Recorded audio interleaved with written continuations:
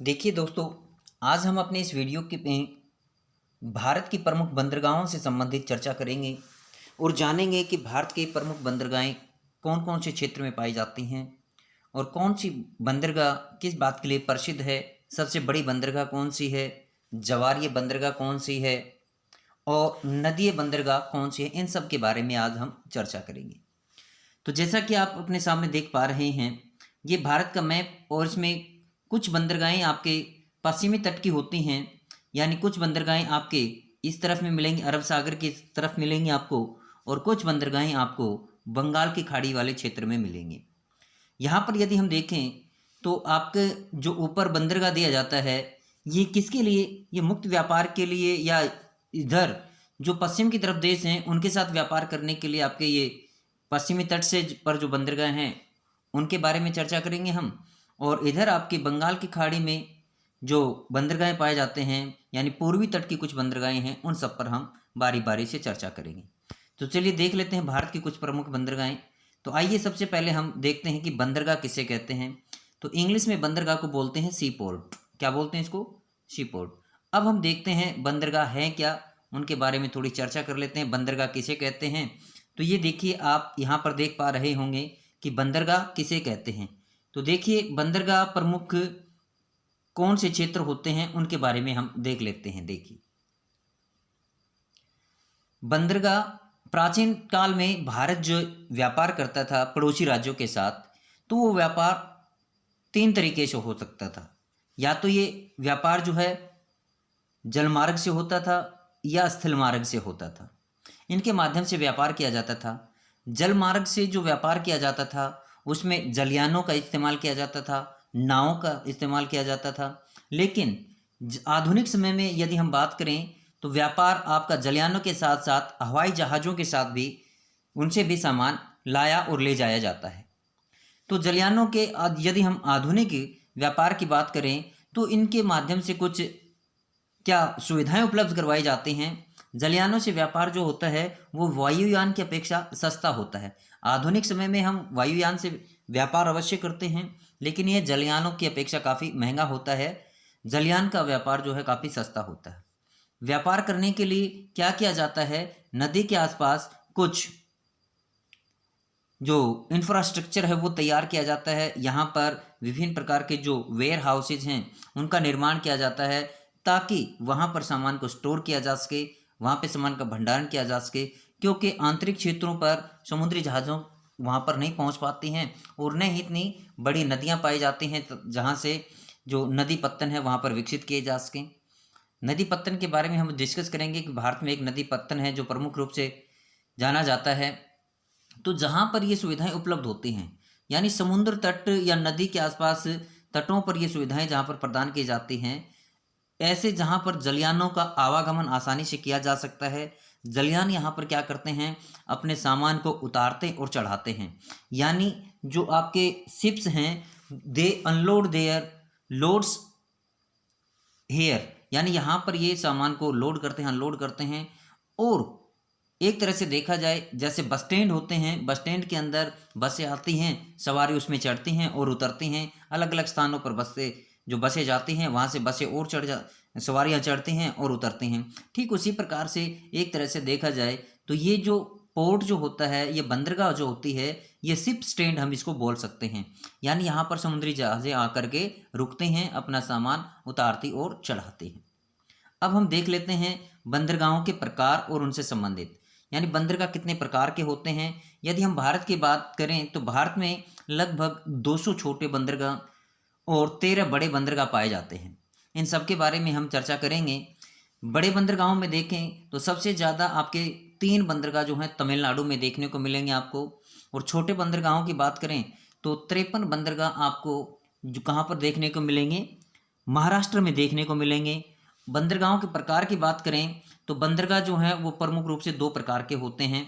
एक आपका ये प्राकृतिक बंदरगाह होता है और एक आपका होता है कृत्रिम बंदरगाह। कृत्रिम बंदरगाह जो है वो प्राकृतिक बंदरगाह पर बढ़ रहे दबाव को कम करने के लिए बनाए जाते हैं। इन सब पर भी हम चर्चा करेंगे कि कौन से कृत्रिम बंदरगाह हैं और कौन से प्राकृतिक बंदरगाह हैं। तो आगे हम इनके बारे में देख लेते हैं कि कौन से आपके प्राकृतिक बंदरगाह हैं। यहाँ पर आप देख लीजिए राज्यवार ये दे रखे हैं आपके कि कौन कौन से राज्यों में छोटे बंदरगाह कितने हैं। भारत में कुल 13 प्रमुख बंदरगाह और 200 छोटे यानी मध्यम दर्जे के बंदरगाह पाए जाते हैं। यदि छोटे बंदरगाह हम राज्यवार देखें तो यहाँ पर जो 48 दे रखे हैं, ये 48 नहीं, यहाँ पर ये महाराष्ट्र के अंदर आपके 53 बंदरगाह हैं, गोवा के अंदर 5 हैं, कर्नाटक में 10 और इस प्रकार से केरल में 17, तमिलनाडु में 15, आंध्र प्रदेश में 12 और उड़ीसा के अंदर 13 बंदरगाह। एक आपका पश्चिम बंगाल के अंदर कौन सा पाया जाता है, जो कि हल्दिया बंदरगाह है, कलकत्ता बंदरगाह है। और लक्षद्वीप के अंदर आपके 2 पाए जाते हैं, पांडिचेरी के लक्षद्वीप में 10, पांडिचेरी के अंदर 2, अंडमान निकोबार द्वीप के अंदर 23 पाए जाते हैं। ये इस प्रकार से प्रमुख जो हैं बंदरगाह पाए जाते हैं। दमन दीव के अंदर आपका 1 है, पश्चिम बंगाल में आपके 13 बंदरगाह हैं।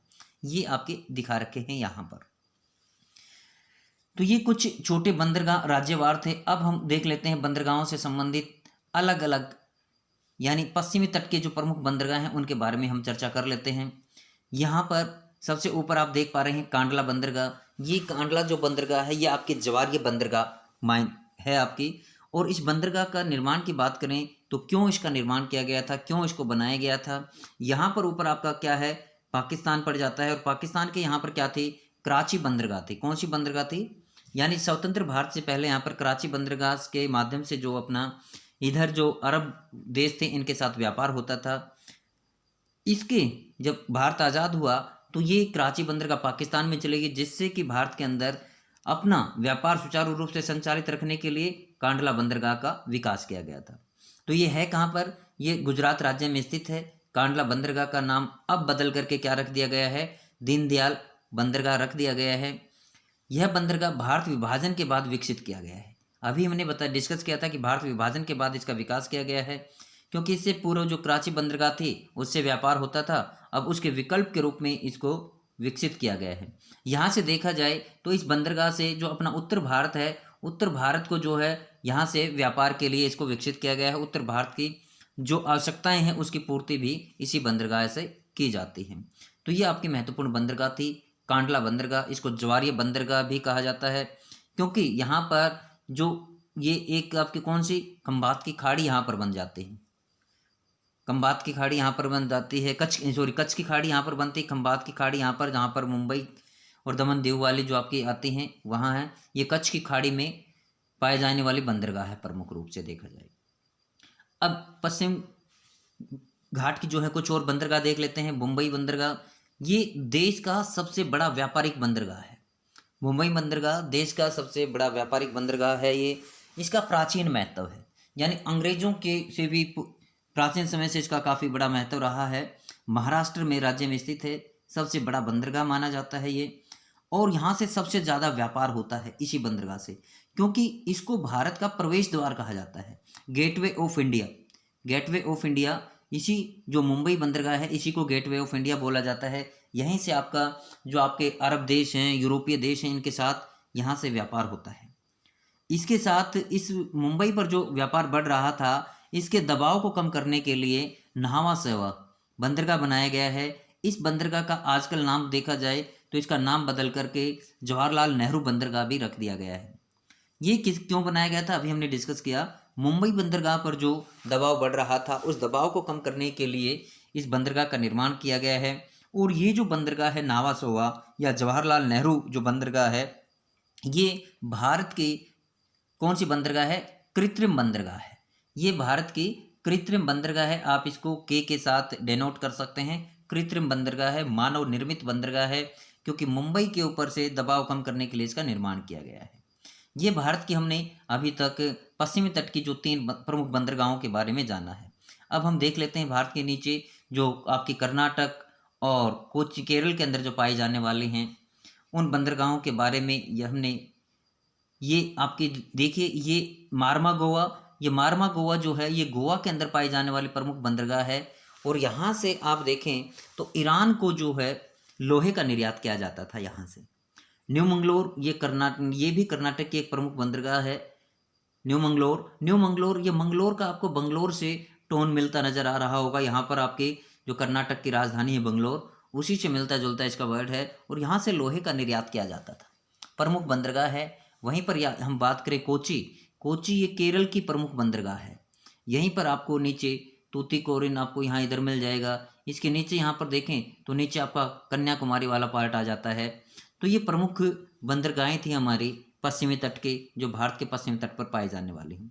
अब हम भारत के जो पूर्वी तट पर पाए जाने वाली बंदरगाहें हैं उनके बारे में डिस्कस कर लेते हैं। पूर्वी तट पर यदि हम बात करें तो आपकी कोलकाता प्रमुख बंदरगाह है। इस कोलकाता हल्दिया बंदरगाह इसको बोला जाता है। यहाँ पर ये आपकी कहाँ पर पाई जाएगी, ये आपकी पश्चिम बंगाल राज्य के अंदर स्थित है। पश्चिम बंगाल के अंदर देखा जाए तो वैसे और छोटी जो 13 बंदरगाहें हैं और भी पाई जाती हैं, लेकिन सबसे महत्वपूर्ण बंदरगाह जो 13 प्रमुख बंदरगाहें हैं उनमें कोलकाता हल्दिया बंदरगाह स्थित है। ये कोलकाता जो है ये हुगली नदी के तट पर स्थित है। कहाँ पर स्थित है? हुगली नदी के तट पर स्थित है। और हुगली नदी कहाँ से निकाली गई थी? आपने जाना था कि फरक्का जो बैराज बनाया गया था पश्चिम बंगाल और बिहार के पास, तो वहाँ से इस हुगली नदी को नीचे बंगाल की तरफ मोड़ा गया था। और यहाँ इस नदी के अंदर काफ़ी गाद की मात्रा ज़्यादा होने की वजह से इस कोलकाता बंदरगाह का जो विकल्प के तौर पर एक बंदरगाह बनाई गई है, यानी इसका जो व्यापारिक दबाव है उस दबाव को कम करने के लिए यहाँ पर हल्दिया को विकसित किया गया है। और कोलकाता जो है ये हमारी देखा जाए तो नदी पत्तन बंदरगाह जिसको बोलते हैं वो नदी पत्तन बंदरगाह है, क्योंकि ये हुगली नदी के तट पर स्थित है। वहीं पर इसके विकल्प के इसके सहायक के तौर पर हल्दिया को जो बंदरगाह समुद्र तट पर बनाई गई है ये कोलकाता की सहायक बंदरगाह के रूप में बनाया गया है। वहीं पर यदि हम बात करें उड़ीसा के अंदर, उड़ीसा में आपको मिलेगी पारादीप बंदरगाह। कौन सी बंदरगाह मिलेगी? पारादीप बंदरगाह। यहाँ पर ये द्वीप है पाराद्वीप बंदरगाह है। ये उड़ीसा राज्य में स्थित है। झारखंड और उड़ीसा राज्य का जो लोहा है वो यहीं सी बंदरगाह से, यानी इस पारादीप बंदरगाह से कहाँ पर निर्यात किया जाता है? जापान को निर्यात किया जाता है इसी बंदरगाह से। ये प्रमुख बंदरगाह है भारत की। यहीं पर यदि हम बात करें नेक्स्ट अपनी जो बंदरगाह है विशाखापट्टनम, ये देश की सबसे गहरी बंदरगाह मानी जाती है। देश का सबसे बड़ा बंदरगाह, गहरा बंदरगाह है ये। यहाँ पर देखें तो इधर ये इस प्रकार से ये नोज बनती है, इस प्रकार से आप देख पा रहे होंगे। ये यहाँ से इस प्रकार से ये इस प्रकार का जो नोज बनती है तो डोल्फिन नोज नाम की एक पहाड़ी है। ये जो है प्राकृतिक अवरोध जो समुद्र के अंदर से इधर बे ऑफ बंगाल से जो लहरें ऊपर इसकी तरफ जाती हैं उनको एक प्राकृतिक अवरोध देती है, जिससे समुद्री हवाओं से जो जहाजें होती हैं, जलयान हैं, उनकी सुरक्षा करने में ये माहिर हैं। यहाँ पर इनकी सुरक्षा हो जाती है। यदि हम देश के सबसे बड़े कृत्रिम बंदरगाह की बात करें तो वो आपका चेन्नई सबसे बड़ा बंदरगाह है, प्राकृतिक बंदरगाह, सबसे पुराना बंदरगाह है ये। यहीं पर हमने जाना था एक और अपना बंदरगाह, 3 बंदरगाह मैंने बताए थे, 3 प्राकृतिक आपके जो कृत्रिम बंदरगाह हैं उनमें एक एन्नौर है। ये एन्नौर को चेन्नई के ऊपर जो दबाव बढ़ रहा था उस दबाव को कम करने के लिए इसके सहायक के तौर पर हमने किसको बनाया था? एन्नौर बंदरगाह का निर्माण किया था। वहीं पर हम बात करें तो यहाँ पर आपको तूतीकोरिन के नीचे आपको कौन सी तूतीकोरिन जो बंदरगाह है ये आपको देखने को मिलेगी सबसे नीचे तमिलनाडु के अंदर। ये इस बंदरगाह का नाम आजकल क्या रख दिया गया है? चिदम्बरनार बंदरगाह जो है रख दिया गया है। इसका ये नामकरण की बात करें हम तो ये 2011 के अंदर जो केंद्रीय सरकार थी उस सरकार के द्वारा इसका नाम किया गया था, क्योंकि जो चिदम्बरनार थे ये वीओ चिदम्बरनार उस समय के कौन थे? एक स्वतंत्रता सेनानी थे, उसके नाम पर इसका नामकरण किया गया है तूतीकोरिन बंदरगाह का चिदम्बरनार बंदरगाह।